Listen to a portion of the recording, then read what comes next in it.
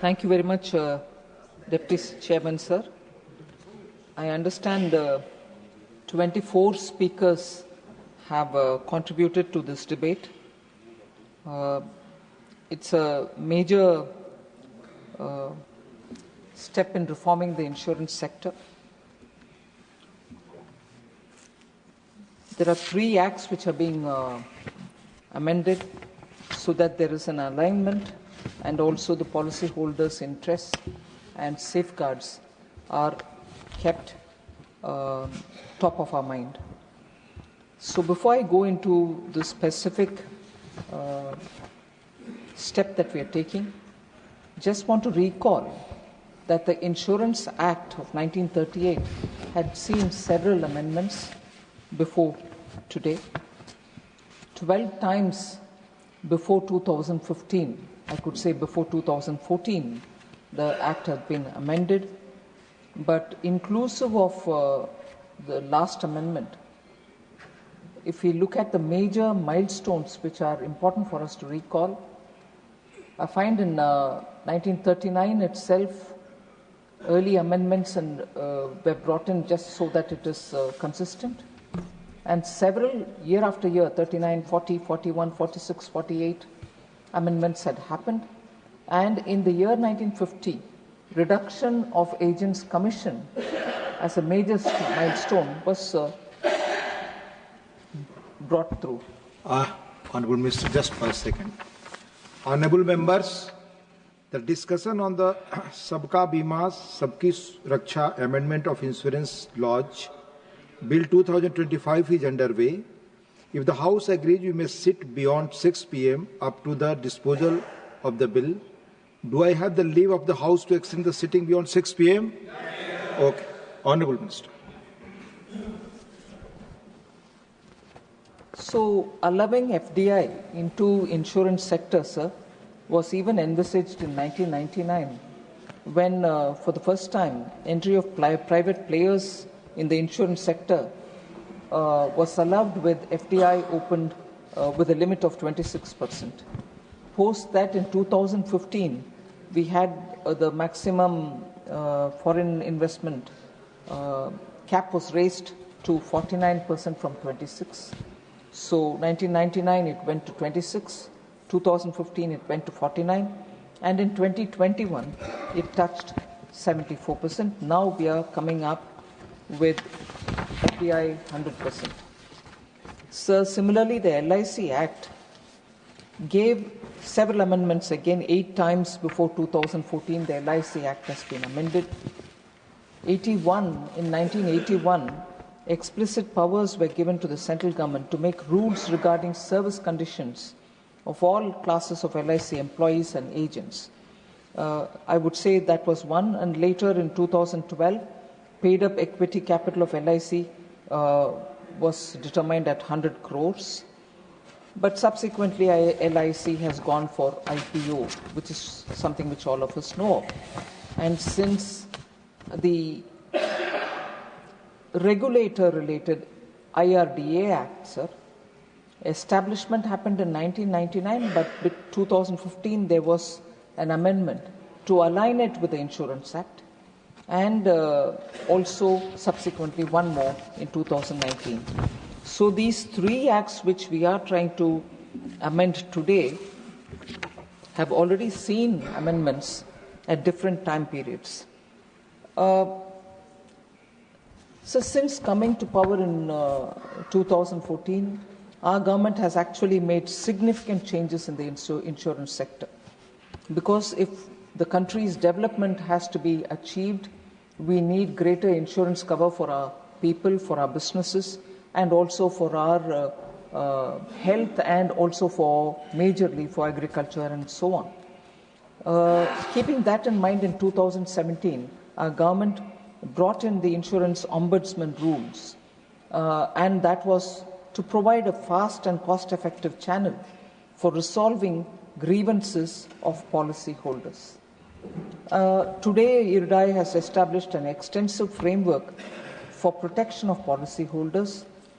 It mandates insurers to provide crucial information to policyholders at the time of policy issuance and setting stricter timelines for claim settlement. So the regulator is actually moving after consultation to giving greater protection to the policyholders. Sir, the government has also established the National Health Exchange to facilitate exchange of claims, health claim, and information thereof between the hospitals and the insurance companies. This way, the policyholder doesn't have to run from one pillar to another post, but if the health claim information is shared between the hospital and the insurance company, it resolves issues faster and in a seamless manner. So the settlement of claims has become a bit more simpler, although there's a lot more that one can do. Our government is also deeply committed, sir, to expansion of affordable insurance in rural areas for common man. And that is why you find several flagship schemes, particularly insurance schemes, which have been launched since 2014. Jeevan Jyoti Yojana, Suraksha Bima Yojana, Jan Arogya Yojana and Krishi Bima Yojana are all in the interest of the common man who requires affordable premium to be covered under these schemes. So together the Jan Suraksha schemes, as I would like to call it, has provided a safety net with total enrollments. The Jeevan Jyoti Bima Yojana, Suraksha Bima Yojana, Jan Arogya Yojana, Krishi Bima Yojana together have enrollments over 81 crore people, all of whom need that cover. Okay, they have all been enrolled. But has there been any settlement-related data which proves that the scheme is actually delivering where it matters? So these 81 crore enrollment has seen settled claims to the beneficiaries to the tune of 23,440 crores. So these poor people who have been given the cover with minimum premium taken from them, accident or life, have seen settlement of claims to the extent of 23,440 crores. Also, sir, the IRDAI or the regulator has also mandated launch of standard insurance products, no frills, basic product, that is, to ensure affordability to all sections of the society. These are actions already in place. And also through the regulation, the regulator has actually mandated rural and social sector obligations. And this obligation is across the board for all insurers, and they will have to therefore cover specified percentage of people belonging to the rural areas and underprivileged sections also. So these obligations are binding on all insurers and are being rigorously monitored by the regulator.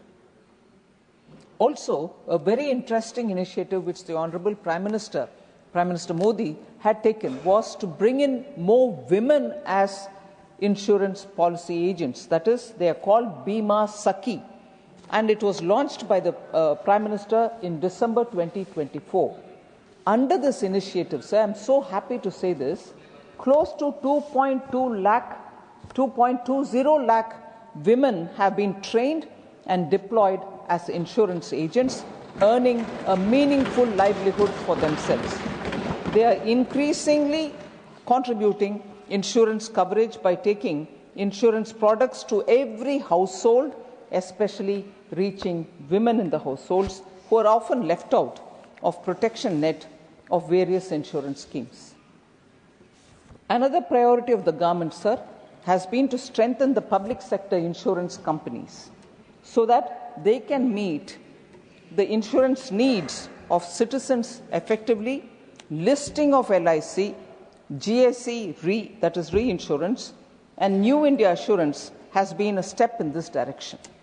So, capital to the tune of 17,450 crores has been infused in 3 other public sector general insurance companies to strengthen their capital base. As a result of these measures taken, LIC, GIC Reinsurance and Agricultural Insurance Company of India Limited, the AICIL, reported their highest ever profits last year, while other companies have also now started making a turnaround. They're becoming profitable step by step. So now, to attract global capital, sir, the FDI limit, as I said, was raised from 26 to 49, 49 to 74. Foreign reinsurers were permitted to set up branches in India and thereby increasing the local reinsurance money which is available.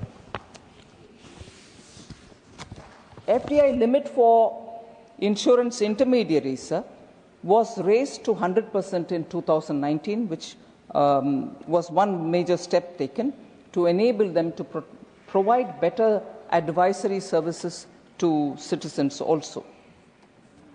I'll just give a snapshot, sir, of the growth of the insurance sector since 2014, and gradually we see also the opening up of the sector. Sir, in 2014-15, number of insurers were 53, whereas 24-25 we have 74 insurers. Insurance penetration was 3.3%. It is now close to 3.8%. Insurance density, which is defined as average insurance premium paid per person in a year, even that has increased. US dollars 55 when it was in 2014, US dollars 97 now in 24-25. Total insurance premium in lakh crore rupees, 4.15 lakh crores in 2014-15. Now it is 11.93 lakh crores. So actually, the insurance premium amounts showing or reflecting the fact that more people are getting covered is seen in these numbers. Assets under management, again in lakh crore rupees, it was 24.20 in 2014-15. Now it is 74.43. 3 times it has increased, sir, asset under management. So opening up the market, opening up the insurance sector has actually helped in greater penetration. There's scope for more. The GST Council, which met in September, sir, 56th Council, had over the year looked at the demands which were coming for health insurance and the premium having to bear the GST.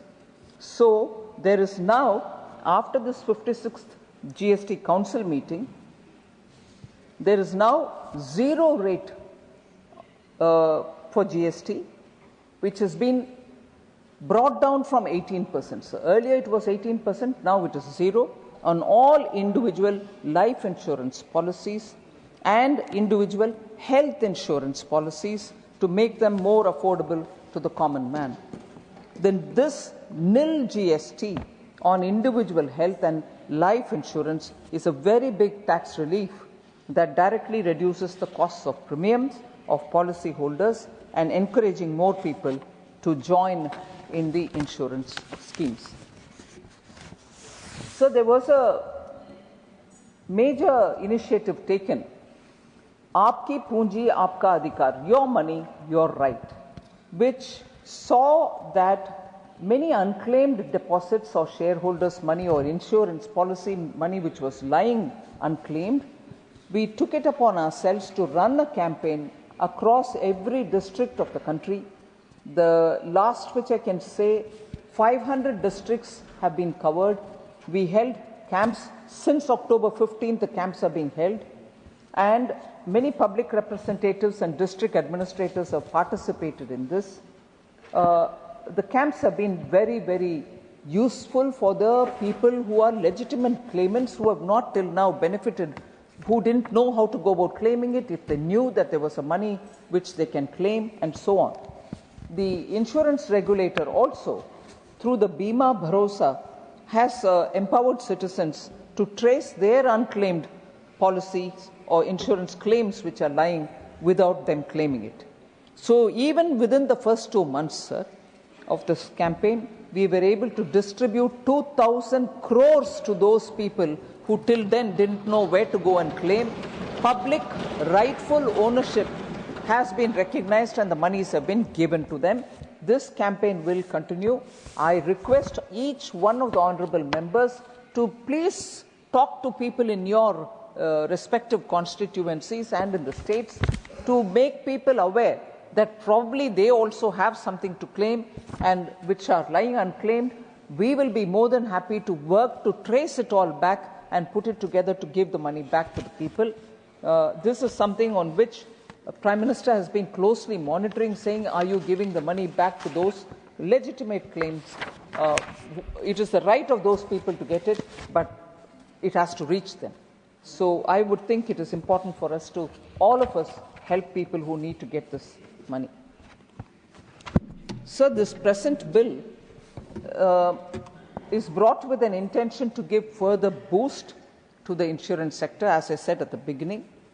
One important thing which I think is critical for all of us to recognize is the provision to disgorge falsely claimed profits is now being given to the regulator, and the monies will also have to be given back to the people to whom it rightly belongs. Also, every time a penalty is levied on a company, those monies will go into the policyholders' education and protection fund so that greater awareness can be built. By this, the interest of the policyholders is also being kept in mind. The regulatory oversight of the insurance companies' affairs will help in orderly conduct of the business, and therefore this particular empowering, giving greater power to the regulator for these purposes are done with an intent to protect the policyholder.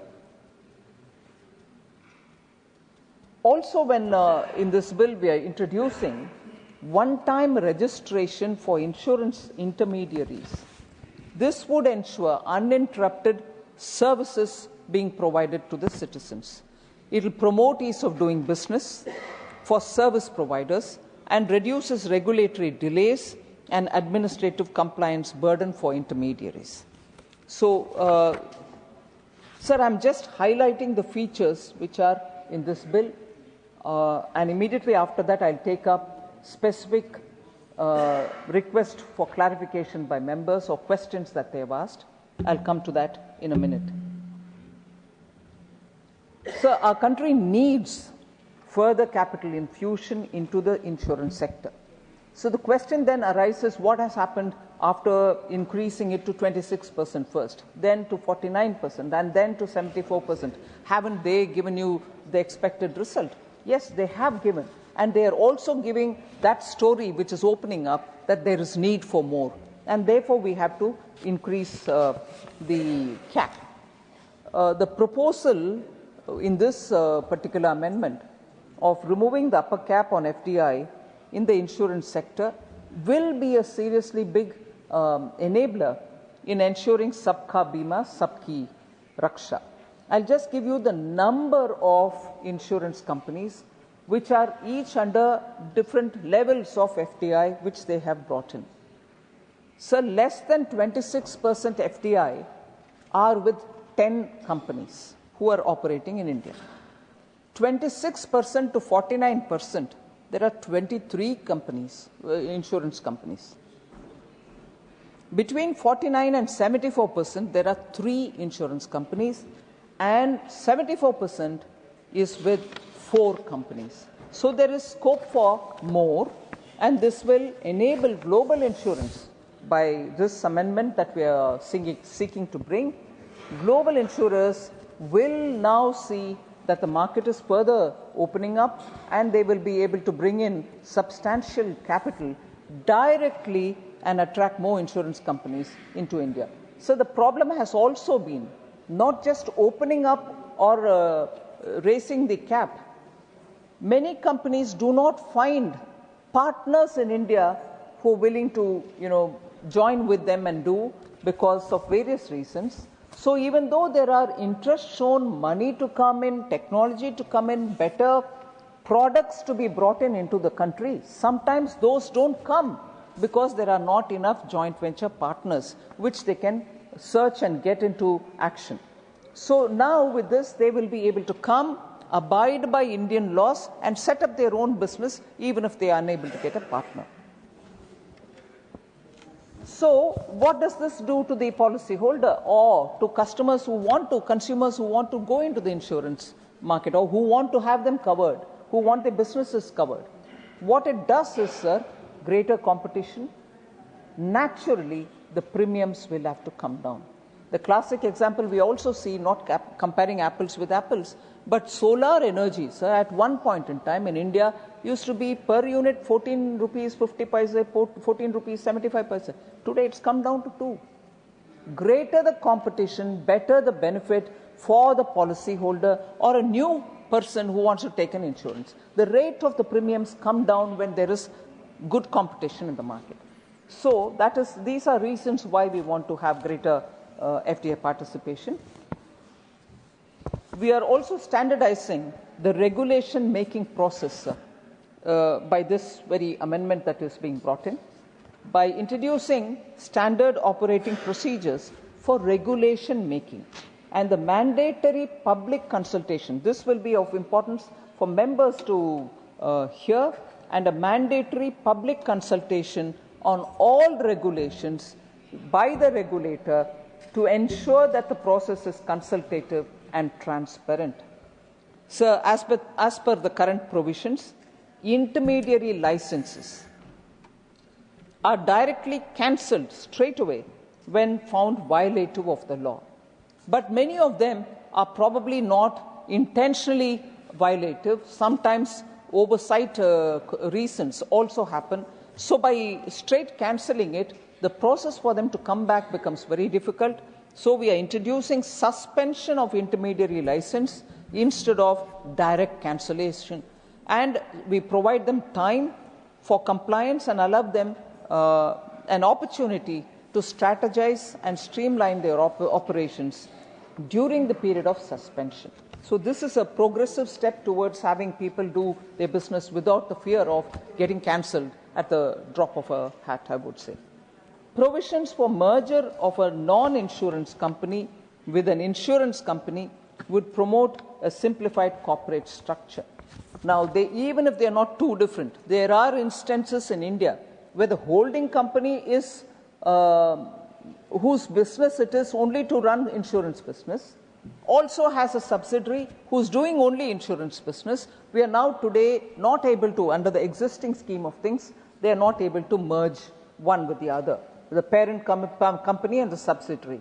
So through this, we are saying strictly for those who are in the insurance, there shouldn't be a problem if the subsidiary wants to be merging itself with the holding company. This way, the companies and the scaling up prospects also go up.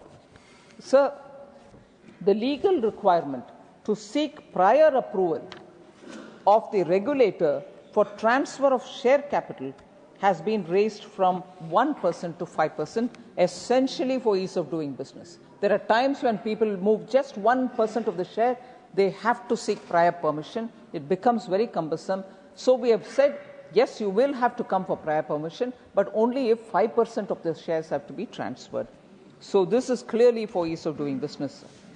Another measure, similar measure, is when the net owned fund requirement is reduced for foreign reinsurance branches from 5,000 crores to 1,000 crores. Thereby, smaller companies can come in and also spread more branches in the country. This would invite more of the reinsurers into the country for creating greater risk capacities. And also, there are a few questions which were asked about IFSC, level playing field with them. This is a major step towards level playing field. By allowing this net owned fund requirement to be lesser than what it is now, you're actually creating a level playing field with the foreign reinsurance businesses which are set up in IFSC and the domestic tariff area, So you are actually treating both of them, although they play separately. Those who are there cannot play here, and those who are here cannot really operate from there, but the field is evened out. So the last few points on the highlights of this bill, sir. An entity engaged in the business of insurance will have to categorically use the name insurance in their company's name. If they are insurance, insurance. If they are assurance, assurance. Or if they are insurance in some way, reinsurance or health insurance or whatever. So the insurance company which does or which carries forward insurance business should have the word insurance in their name, company's name.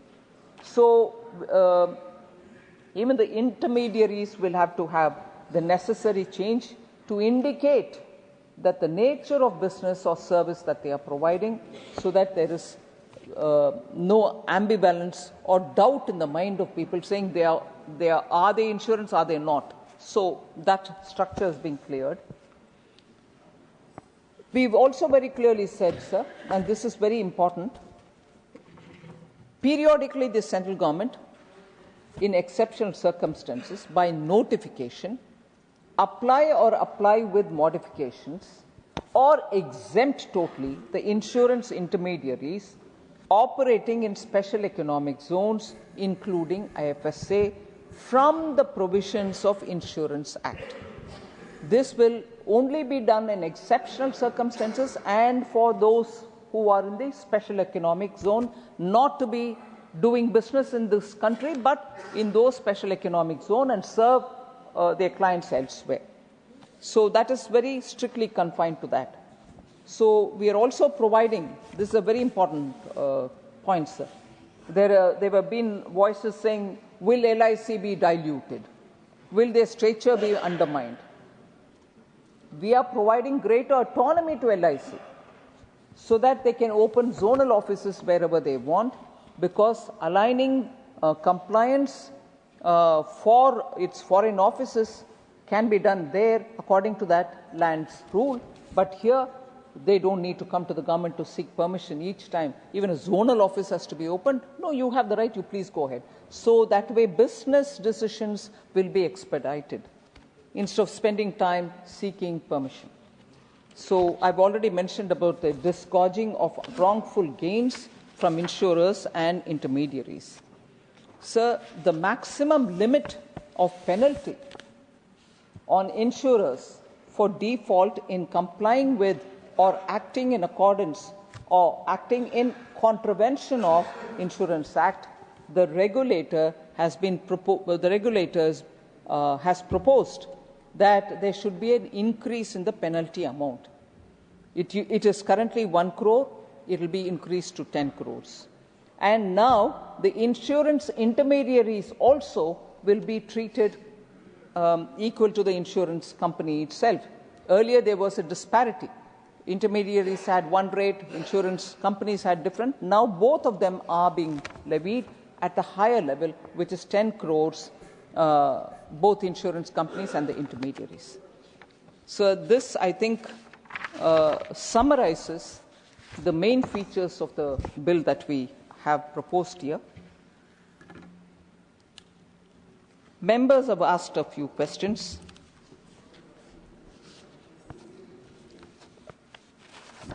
The first speaker, Sir Shakti Singh Gohilji, had asked as to why we are rushing through this bill.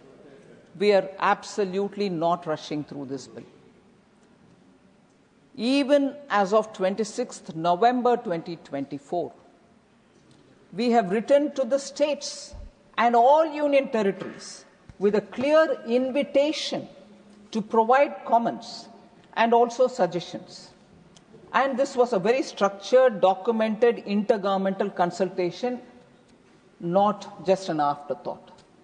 And overall consultation, even with the public, the general stakeholders, insurers, regulators, industry bodies, general public, have all been happening almost now for 2 years. In fact, in our website, we've had 13,000 inputs coming from ordinary people people who are interested in the insurance sector have all sent their inputs. So there has not been a rush at all. This has gone through the process, and in fact, I would think we should have come in earlier. With this kind of a timeline, I would have personally preferred if we had come a bit earlier rather than now. So then,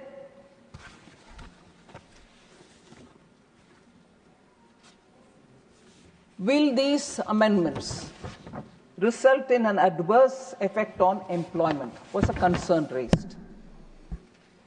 I want to highlight the fact, sir, that opening up of the sector will only attract new insurers to come, new intermediaries to come, and also allied service providers will also come into the market, therefore widening the insurance ecosystem, creating net employment, new employment. And what are the kind of work for which employment potential will open up?